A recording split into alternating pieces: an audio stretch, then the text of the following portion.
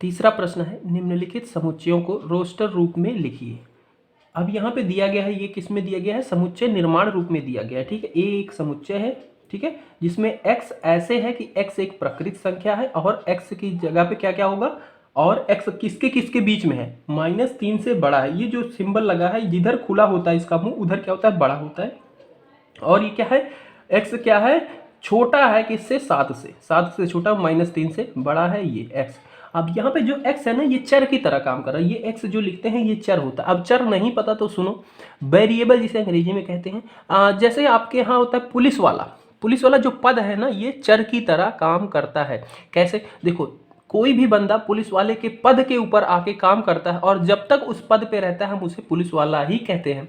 अब उसका नाम कुछ भी हो, राम, श्याम, जगदीश, शंकर, कुछ भी हो, अलग अलग नाम हो, पर जब तक उस पद के ऊपर रहेगा, पुलिस वाले के पद पे रहेगा, तब हम उसे क्या कहेंगे, पुलिस वाला कहेंगे। तो उसी तरीके से यहाँ पे ये सारे एक्स कहलाएंगे, उनकी अलग से विशेषता होगी, उनके अलग से नाम होंगे। जैसे कि यहाँ पे एक्स जो है वो क्या है, पूर्णांक संख्या है और वो इनके बीच में है, -3 से बड़ी है और 7 से छोटी है, समझ रहे हो। पर उसको यहाँ पे हम सबको चर ही कहेंगे, एक्स ही कहेंगे। ठीक है, ये लिखने का तरीका था, वहाँ पे मैंने शायद नहीं बताया थोड़ा सा। हाँ, तो ये चीज़ है। अब यहाँ पे एक्स हमें पता चल गया, ये चर है और ये क्या चीज़ है, इसका ओरिजिनल नाम क्या है, ये पूर्णांक संख्या है। पूर्णांक संख्या आपको पता है माइनस में होती हैं, 0 भी होता है, 1 भी होता है, 1 2 3 4 माइनस वाली भी संख्याएं होती हैं उसमें, ऋणात्मक वाली। तो यहाँ पे बताया गया है कौन कौन सी, भाई ऋणात्मक में पूरी संख्या है क्या, कि माइनस अनंत से प्लस अनंत के बीच में पूरी, नहीं। उन्होंने बताया है कि -3 से बड़ी, ठीक है, तो -3 से बड़ी क्या होगी, -2। इस बात को याद रखना कि जैसे -5 लिखा गया है, -3 लिखा गया है, तो छोटी कौन सी संख्या होगी, जो बड़ी संख्या होगी ये छोटी होगी एक्चुअल में, जब माइनस लगा होता है तब। ठीक है, तो -5 क्या है, छोटी है, -3 बड़ी है -5 से। ठीक है, इस चीज़ को याद रखना। तो -3 से बड़ी संख्या, तो -3 से बड़ी क्या होगी, 2 होगी, -1 होगी, 0 होगी, 1 होगी, 2 होगी, 3 होगी, और ये कहाँ तक जाएगी, 7 से छोटी। 7 के बराबर नहीं लगा, अगर यहाँ पे ऐसे सिंबल लगा होता नीचे बराबर का, तब हम 7 भी शामिल करते, पर बराबर नहीं लगा है यहाँ पे। ठीक है, तो 6 तक जाएगी। तो ये 4 5 6 ये इसके अवयव हो जाएंगी, एलिमेंट सदस्य। ठीक है, इस तरीके से इसको लिखना। दूसरा देखो, x यहाँ पे ऐसे है कि x संख्या 6 से कम एक प्रकृत संख्या है। अब प्रकृत संख्या आपको पता है कि 1 2 3 4 यहीं से शुरू होती है, अनंत तक जाती है, बट इसमें बता दिया है कि ये जो x है, ये चर है, ये क्या है, प्रकृत संख्या है जो 6 से कम है। तो इसको ऐसे लिखेंगे कि 6 से कम प्रकृत संख्या है, 1 होती है, 2 होती है, 3 होती है, 4 होती है, 5 होती है। 6 से कम है, 6 के बराबर नहीं बोला। ठीक है, तो 6 से कम यही आपकी प्रकृत संख्या होती है। ये हो गया, इस कौन से रूप में हो गया, रोस्टर रूप या सूचीबद्ध रूप जिसे कहते हैं। तीसरा देखो, सी एक्स ऐसे है कि x 2 अंकों की ऐसी प्रकृत संख्या है जिनके अंकों का योगफल 8 है। ठीक है, जिनके अंकों का योगफल 8 है। 2 अंक पता है ना, जैसे 2 3 लिखा है, 23 लिखा है, तो ये क्या हो गए, 2 अंक की है, 23 लिखा है तो 1 अंक 2 अंक। इसी तरीके से 2 अंक की संख्याएं कितनी हो सकती हैं जिनका योग, जैसे इन दोनों का योग करें, 3 और 2 5, उनका योग 8 हो और वो प्रकृत संख्या होनी चाहिए। ठीक है, माइनस वाली कोई संख्या नहीं होनी चाहिए, प्रकृत संख्याएं होनी चाहिए। तो इसमें आपका हो सकता है क्या, 1 और 7, इन दोनों को भी अगर जोड़ेंगे, 2 अंकों की है, 7 और 1 8 हो जाएगा। ठीक है, इसी तरीके से 7 और 1, ये 1 और 7 थी, ये 7 और 1 है, दोनों अलग अलग हैं। समुच्चय में क्या होता है, 2 बार किसी चीज को नहीं लिख सकते, एक बार। तो ये 17 और ये 71 है, इन दोनों का भी योग यही होगा, 8 होगा। ठीक है, और इसके बाद आप लिख सकते हो 6 और 2, 2 और 6, 3 और 5, 5 और 3, सॉरी 5 और 3, ठीक है, और 4 44 भी हो सकता है, दोनों को जोड़ेंगे हो सकता है क्या, 3 और 5 वो लिख ही दिया, 5 और 3 भी लिख दिया। यहाँ पे 1 और 7 7, 2 और 8, 2 और 6, 2 और 6 भी लिख दिया, 6 और 2 भी हो जाएगा, 3 और 5, 5 और 3 ये भी लिख दिया, 4 और 4। और कोई संख्या हो सकती है क्या, 2 अंकों की जिनका योग 8 हो, नहीं, सिर्फ यही संख्याएं हैं जिनका योग 8 होगा। ठीक है, सॉरी, इसमें 80 भी आप लिख सकते हो क्योंकि योग बोला है, तो इसको मैं कॉमा लगा के 8 0 भी लिख सकता हूँ, 0 और 8 भी लिख सकता हूँ, दोनों अलग अलग चीज़ें हैं। तो इनका भी, इसका और इसका योग करो भाई, 8 ही तो होगा। 0 8 में एक 0 जोड़ो, 8 ही होगा इसका जोड़ो। ठीक है, तो ये हो सकते हैं।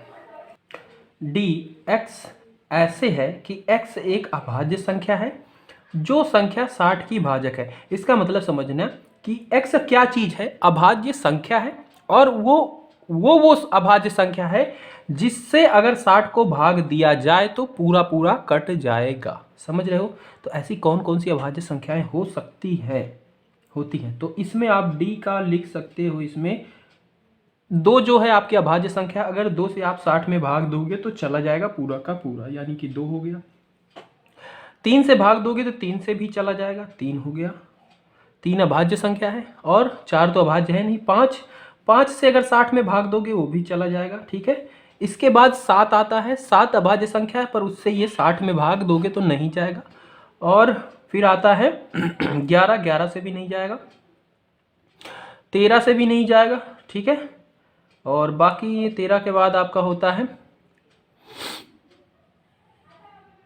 17, उससे भी नहीं जाएगा। तो आपकी यही 3 अभाज्य संख्याएं हैं जिनसे आप 60 में भाग दोगे तो चला जाएगा। ठीक है, तो ये हो जाएगा इसका। 5वां, ई ट्रिग्नोमेट्री। ठीक है, ई ट्रिग्नोमेट्री शब्द के सभी अक्षरों का समुच्चय। इस चीज को ध्यान से समझना। ये इसमें क्या है, आप देखो इसमें क्या क्या कौन कौन से अवयव हैं। टी है एक अवयव, आर है, आई है, जी है, O N O M E T R O, ये सारे क्या है, अवयव। इनको आपको लिखना है रोस्टर रूप में। तो हमने बताया था गुण के अंदर कि एक एलिमेंट को, एक अवयव को सिर्फ एक बार लिखा जाएगा। तो यहाँ पे टी देखो कि कितनी बार है, इसमें एक बार, यहाँ पे एक है, ये 2 बार, 2 बार। तो आप कितनी बार लिखोगे, सिर्फ एक बार लिखोगे, कॉमा लगाओगे। ठीक है, उसके बाद आर देखो, यहाँ पे भी है, यहाँ पे भी है, इसको भी एक बार ही लिखोगे। फिर आई देखो, आई सिर्फ एक ही है तो एक बार इसको लिखोगे। जी देखो, जी क्या है, एक ही है, एक ही बार लिखोगे। ओ क्या है, एक बार, 2 बार, एक बार ही लिखोगे। एन, एन एक बार ही है, एक बार ही लिखेंगे। ओ हो ही चुका है। एम, ओ एन, ओ पहले ही कर लिख चुके हैं ना, तो उसको अब नहीं लिखना। एम, एम एक बार है, इसको भी लिखेंगे। ई, ई लिखा है क्या, नहीं, इसको भी लिखेंगे कॉमा लगा के। टी, टी हमने पहले ही लिख दिया, इसको नहीं लिखेंगे। आर, आर हमने पहले ही लिख दिया। वाई नहीं लिखा है, वाई लिखेंगे। तो ये इसका हो जाएगा रोस्टर रूप। ठीक है। छठा, एफ बेटर शब्द के सभी अक्षरों का समुच्चय। तो ये भी कैसे लिखना है, सॉरी एफ है ये, एफ बनाएंगे। बी एक बार लिखेंगे। ई, टी 2 बार है, एक बार ही लिखेंगे। ई पहले से ये लिख चुके हैं ये। ठीक है, क्लियर। चौथा प्रश्न इसके बाद, निम्नलिखित समुच्चयों को समुच्चय निर्माण रूप में व्यक्त कीजिए। ठीक है, इसको किस में लिखना है, हमें समुच्चय निर्माण रूप में लिखना है। अब यहां पे देखो इसको कैसे आप लिख सकते हो। 3 है, 6 है, 9 है, 12 है। इसको ध्यान से देखो, ये कौन सी संख्या है, ये 3 के पहाड़े में आती हैं। ठीक है, ये 3 से भाज्य होंगी, मतलब अगर आप 3 से भाग दो, ठीक है, 3 के पहाड़े में आती है, मतलब 3 की गुणज है, या फिर भाग दो, भाग भी चला जाएगा, और 3 की गुणज है, ये 3 के पहाड़े में आ रही है। 3 का 3, 3 दूनी 6, 3 3 3 चौक 12। तो इसको आप लिख सकते हो, ब्रैकेट लगाओगे, यहाँ पे x जो चर है, ये x चर है। x, x क्या है, x क्या है, गुणज है किसका, 3 का। x 3 का गुणज है। बट ये तो सिर्फ 4, 3 चौक 12, यहीं तो 12 तक, ये आगे भी तो गुणज होंगे 3 के पहाड़े में जो आते हैं। तो आगे वाले जो है उनको आपको बताना पड़ेगा ये कहां से कहां तक है। ठीक है, तो ये 3 से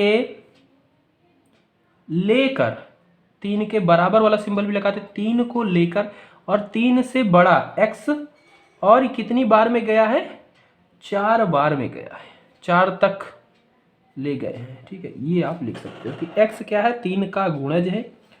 x क्या है, 3 एकम 3, 3 दूनी 6, 3 त्रिकोण 3 चौक 12, गुणज है इसका। और ये कितनी बार तक हम ले गए हैं इसको, 4 बार तक, 3 चौक बार, सॉरी इसको हम 12 लिखेंगे, 12 सॉरी 4 नहीं 12, 3 से लेके 12 तक के बीच में है और ये 3 का गुणज है। इसको लिखने के अलग अलग तरीके हो सकते हैं, और भी तरीके से आप लिख सकते हो इसी चीज़ को। आप इसको ऐसे भी लिख सकते हो कि x यहाँ पे ऐसे है, x क्या है 3n है, ठीक है, कि 3 का गुणज है, और n क्या है, n आपका 1 से लेके 3 एकम 3 और n 4 के बराबर है, तो 1 से 1 के भी बराबर और 4 के भी बराबर, इस तरीके से भी लिख सकते हो, समझ रहे हो ना, दोनों तरीके से आप लिख सकते हो। दूसरा देखो इसका 2 4 8 16 32। अब ये देखो क्या आ रहा है, इसको 2 का पहाड़ा तो नहीं चल रहा, 2 दूनी 4, 2 तीन 6 होता है, 8 हो गया यहाँ पे, फिर 10 होता है, ये 16 डायरेक्ट हो गया, 2 का पहाड़ा तो नहीं है, तो गुणज तो नहीं है।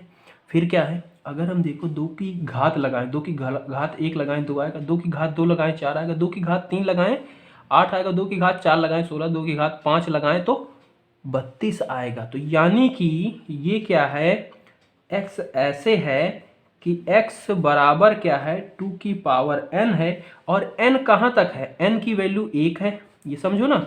2 की घात 1 लगाओ तो 2 आएगा, ठीक है, फिर 2 की घात 2 लगाओ 4 आएगा, फिर 2 की घात 3 लगाओ 8 आएगा, ठीक है, और इसी तरीके से 2 की घात 4 लगाओ 16, 2 की घात 5 लगाओ 32।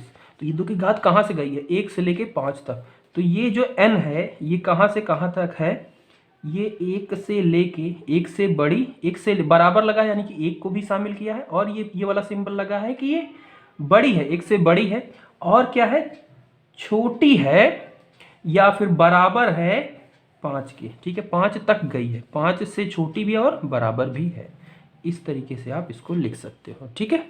तीसरा देखो इसको, यहाँ पे 5 है, 25 है, 125 है, 625 है, 5 के पहाड़े में तो नहीं आ रहा भाई कि ये 5 दूनी 10 5 3 15, उसमें तो नहीं है, फिर किस में है, इसको अगर आप देखो 5 की घात अगर 1 करो तो 5 आएगा, 5 की घात 2 करो 25 आएगा, 5 की घात 3 करो तो 125, और 5 की घात 4 करो तो 625, यानी कि ये 5 की घात के रूप में चल रहा है, ठीक है।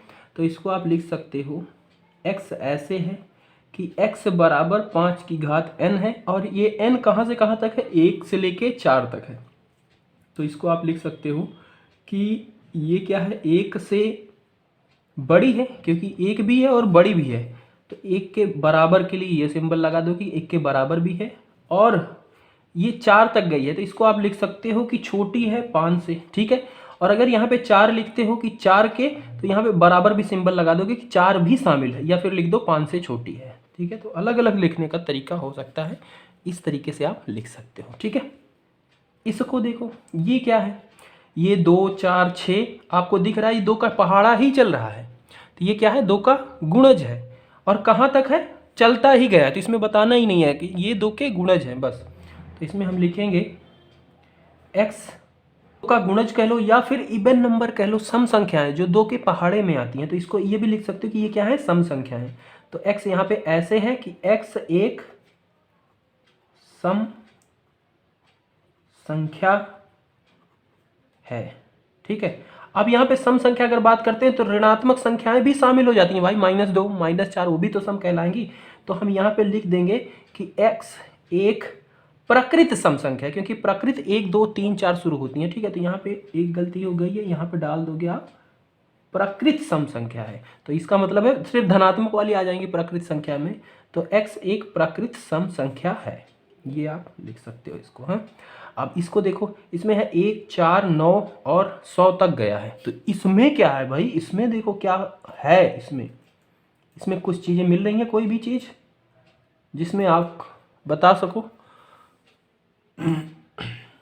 ये तो 1 का पहाड़ा भी नहीं, 2 का भी नहीं, क्या है ये, तो इसको अगर ध्यान से आप देखो तो ये 1 की घात अगर 1 करो तो 1 आएगा, 2 की घात 2 करो तो 4 आ जाएगा, इसी तरीके से